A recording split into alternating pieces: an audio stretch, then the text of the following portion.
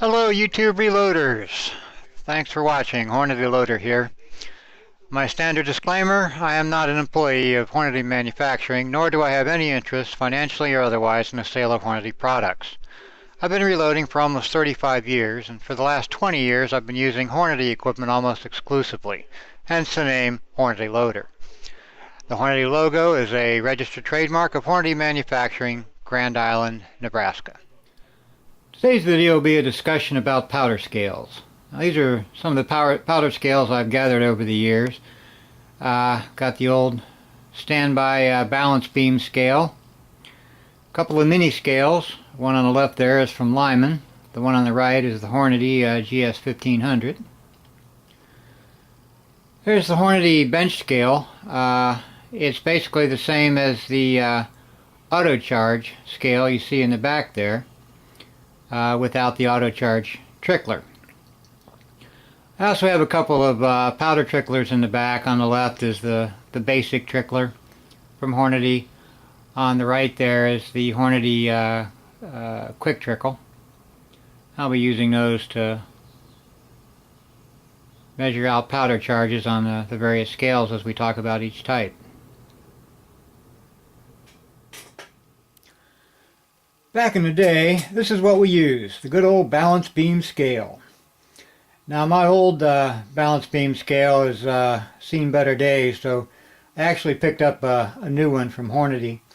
And I'm glad I did, because it'll let me illustrate something to you that you need to check before you start using them. Over on the right, let's go over some of the parts here. Over on the right is your powder tub. It's hanging from a wire here over on the right hand side of the beam.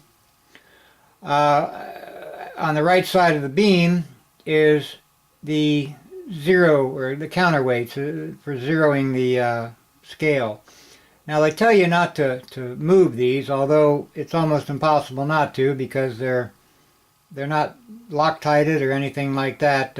You could rub your hand against them and they'll move. So you just have to make sure that you can zero the beam when both poises. This is your large poise and you have a small poise. I call them counterweights. I think the proper name for them is poise.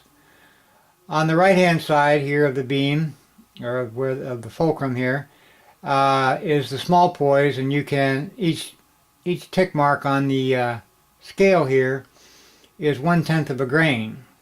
So on this side we can go from 0 to 5 grains. On the left side with the large poise or counterweight, each tick mark represents 5 grains. So it goes from 0 to 500 grains. Here in the middle is the fulcrum of the beam here. On the bottom it has a knife edge bottom here that sits on these two mounts,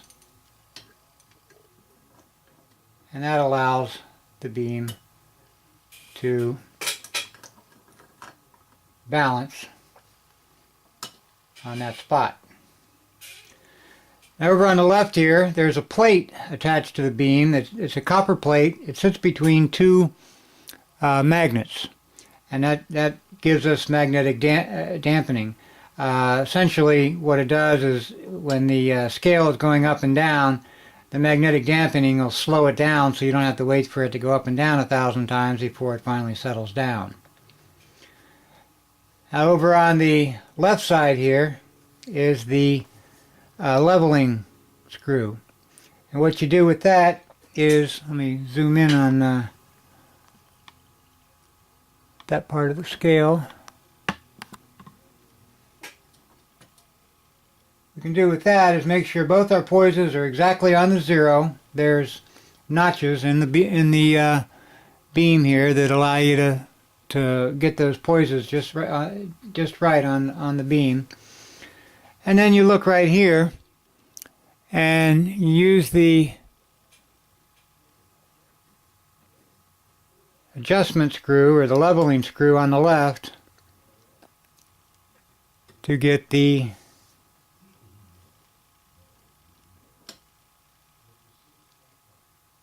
beam lined up with the alignment line there.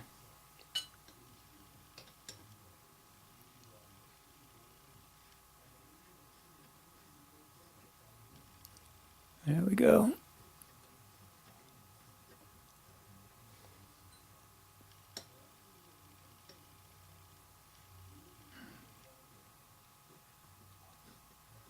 A little too far there.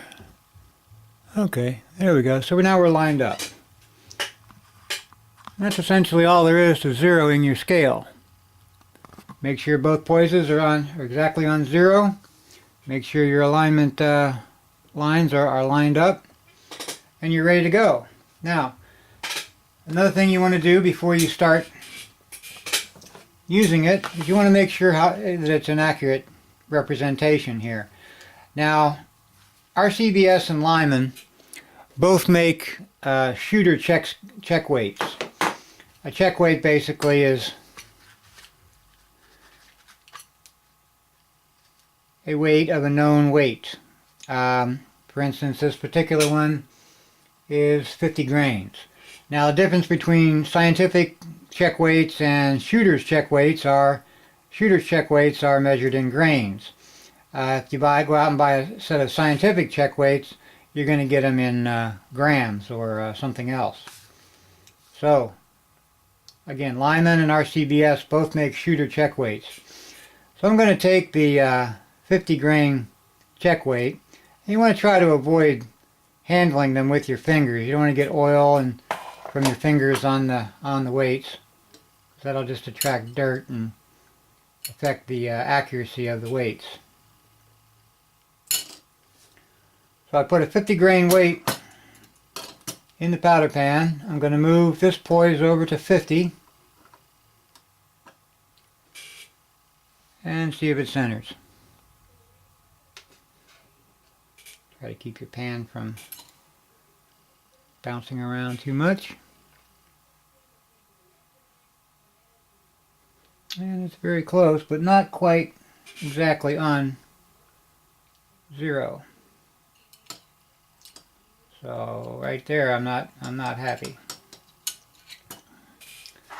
Let me try a smaller weight. This one here is 5 grains. I'm going to move the poise back to 5 grains. Oops.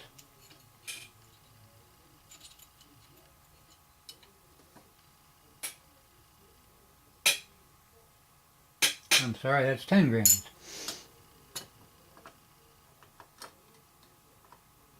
So I'm going to move it to the second notch, and that centers pretty good. And I'll try an even bigger one. I've got a I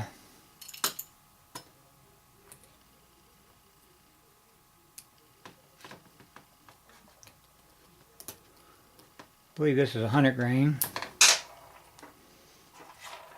I could give you a bigger pair of tweezers with these. Might make it a little easier. I'm going to move it over to 100 grains. And it's pretty darn close. So for the most part, the scale is testing out accurate with my check weights. Now they also have some smaller weights there if you want to get down into 1 or 2 grains or even a half a grain. You can measure those as well. And what I'll normally do is before I do a loading session or dropping powder, is I will put, for example, if I want to drop 7.4 grains of powder, or that's what I want to measure out, then I'll put 7.4, or as close as I can get to 7.4 grains of check weights on the scale, set my poises to 7.4 grains, and see how close it is, and then I'll center it up using the centering screw or the leveling screw.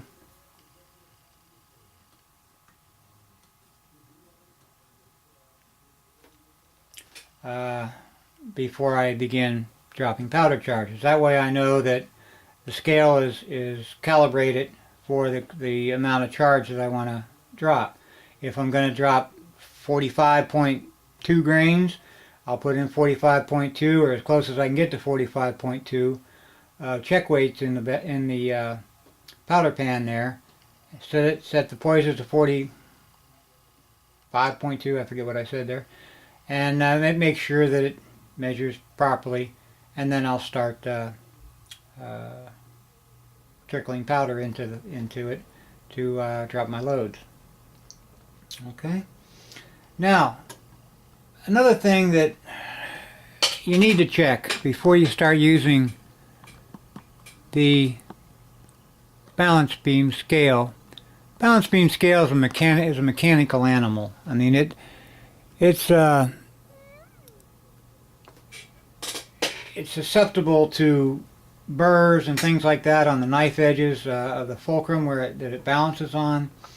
The magnets, if the magnets here are in backwards or at the wrong polarity, you'll never get it to zero out or center. It's a mechanical device. These notches at the top of the beam could be out of alignment a little bit. So there's just so many things that can go wrong with the balance beam. And fortunately, this particular balance beam does have a problem. Now watch. I'm going to tap the beam very slightly here. Let me adjust the camera so you can see what I'm doing here. I'm going to tap the beam very slightly. You see how it stops right there? I mean, that's not natural. It should have gone up and down at least a couple of times, even with the magnetic dampening. But it tends to want to stop right there. It sticks right there. Now that's not good. Another way I can check this,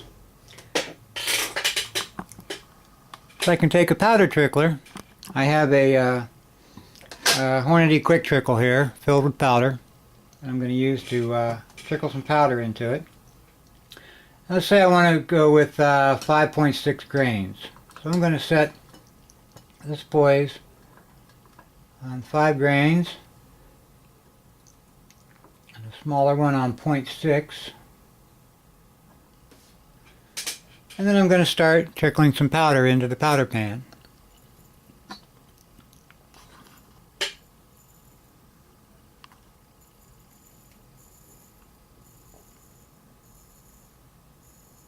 Now you can see the meters going up. Zoom in on it a little bit so you can see it.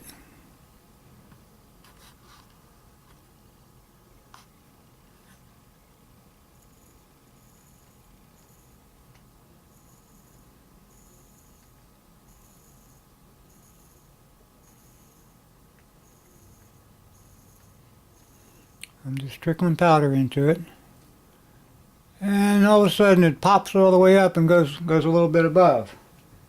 So I'm going to try that again.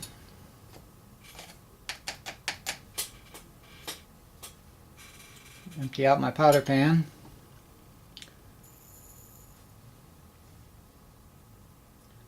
And I'm going to start trickling powder into the pan.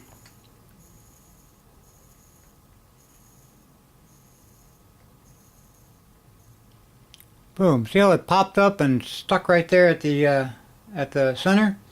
Now I'm going to continue to trickle some powder into the powder pan. You see all of a sudden now it pops all the way up there. It's actually sticking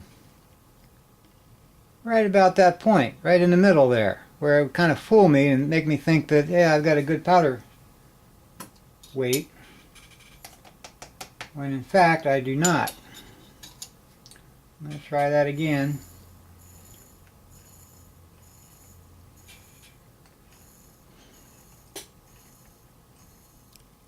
There, it popped all the way up there. Now I'm just going to keep on trickling a little bit more in, and then all of a sudden it pops up. So it's sticking in the middle there. Let me take a digital scale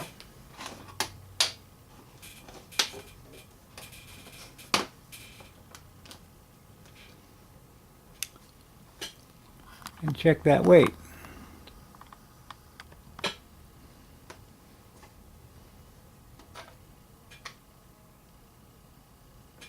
Let's get the scale out, and I'm going to pour my powder to the digital scale, and actually I've got 6.3 grains of powder instead of the 5.6 that I wanted. Now that can be dangerous if the scale, the balance beam scale, is sticking and allowing me to pour too much powder into the pan. So even though it's reading 5.6 here, it's allowing me to put 6.3 in. So that can be very dangerous. You can easily exceed your maximum powder charge. These kind of things are the reason I don't use balance beam scales anymore. Once the digital age came about, there's just too many problems you can run into with these guys. Some scales are not linear, so that it may be zeroed out at 0, but when you get up to around 300, you put 300 grains of check weight in the pan, it doesn't line up anymore. So there's just too many things that can go wrong. Now I've determined the reason this thing sticks is because the knife edges on the bottom of this fulcrum here, where the balance beam balances on, these knife edges are not lined up. One of them is turned a little bit toward the long end of the beam here, and that's what's causing the beam to stick. Now the nice thing about Hornady products, of course, is that all their products have a lifetime warranty. So I called Hornady. They're shipping me out a new balance beam scale. So it's a good thing about Hornady, but I just don't trust balance beam scales anymore for this exact reason. So let's move on to the electronic scales. There's a couple of ones I have. This one on the left here is a Lyman LE500. I don't think they make that one anymore. Probably for good reason. I've always had trouble with it. The one on the right is a Hornady GS1500. It has a aluminum case, that cover that goes over the top of it. The Lyman comes with a leather case that you can use to protect it while it's sitting on the shelf. Now the Hornady scale also comes with a 100 grain I'm sorry, it's a 100 gram, I believe, 100 gram check weight. And the box that it comes in actually makes a pretty good storage device for it. It's got a spot for the powder pan, the check weight, and the scale itself, and it even has a little magnetic closure device on the front here, so makes a handy little carry case for it, so to kind of protect it when it's not being used.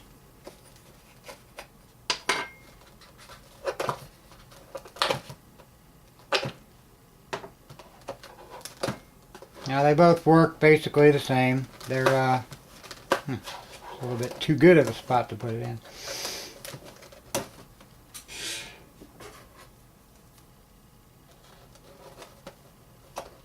There we go.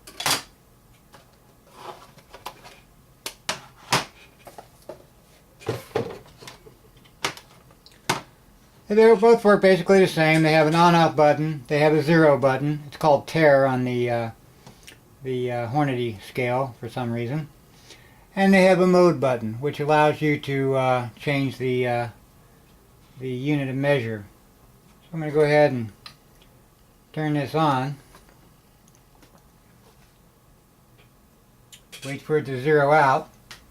And I'll use the mode button to set it to grams. Another advantage of the digital scale, of course, is that you can measure in grams or ounces, whereas with the balance beam scale, you're pretty much stuck with grains. And I'm going to put the 100-gram weight on it. I get 99.975, and that's pretty darn close. I'm happy with that. That's plenty accurate enough. I can also use my check weights. Set it back to grains. Hit the 0 button. I'm just going to use my fingers on it with this. Here's a 100 grain weight. Oops, I'm in ounces. There we go. I get 99.8, which is plenty close enough. Put the 50 grain weight on there. 50.0. So, measures very accurately, and I can start using that to start dropping powder charges. Now, another advantage of the digital scales, if I don't know the weight of something, for instance, if I'm going to measure my bullets, a lot of times I'll measure my bullets and I'll make a batch that has all the bullets that weigh exactly the same, especially with cast bullets. They can be a little bit off. All I have to do is put the bullet in there, read the weight, and then I can separate my bullets by weight. Whereas with a balance beam scale, I'd have to put the bullet in there, I have to fiddle with the counterweights and figure out what the weight was of each bullet, and it just takes too long. With a digital scale, boom, I put it in there, it weighs it, I'm done. Okay. Now, one thing about digital scales, they can be affected by environmental factors. For example, if you have an air conditioning vent right above it, it very likely could affect the weight. You'll notice that the weight keeps changing by a tenth of a grain here, 2/10, 3/10. I've had them go up as much as a full grain of difference with an air conditioning blower blowing right on the thing. So you want to make sure you don't have your air conditioning, you don't have it right underneath an air conditioning vent. Also, being an electronic device, they can be affected by an electromagnetic field. Any electronic device generates a little electromagnetic field. When current runs through a wire, a little magnetic field is generated, and that can affect digital scales. Some are affected more than others. Some are shielded better. Some electronic devices are shielded so that they don't generate as much EMF. But be aware that if you have another electronic device turned on near them, that it could be what's causing your weight to fluctuate up and down. Okay? But again, electronic scales, these little small ones are great if you don't have a whole lot of desk workshop space or work bench space. They're easy to put away.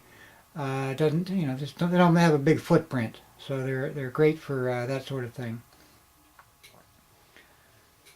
Okay. And then we have the big boys, the bench scales, or sometimes called desktop scales. These are much larger. They typically run on AC power with an adapter. They both have an adapter to run them off of AC power. The big guys, now, the one on the left here is the Hornady bench scale. It comes with a 10 gram and 50 gram calibration weights. This is the Hornady auto charge powder scale, and it has a built-in trickler that's controlled by the scale itself. Now, I'm not going to talk too much about this one because this one has its own video out there. If you look under my videos, you'll find a video dedicated just to this particular scale. Now, the Hornady bench scale, like I said, it comes with some calibration weights, and it operates similar to the electronic scales in that it has an on-off button, it has a 0 button, and you can change the unit of measure from grains to grams to ounces and then back to grains. One thing this one has is it has a calibrate button. Now, they have a little more electronics in them, and the calibrate button allows you to verify that the scale is measuring exactly what you need it to, or it's very accurate. Electronics will also modify itself a little bit so that it verifies that it is measuring accurately. And the way you do the calibration is you push the calibrate button and wait. Now it's asking for the 10 gram scale. I'll put that in there and I'll hit the calibrate button. And now it's asking for the 50 grams weight. I calibrate.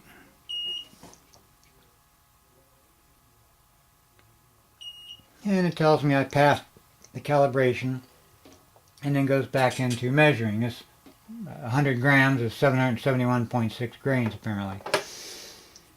Okay, so that's how you calibrate a bench scale. Most of the better bench scales have a calibration mode that you can use.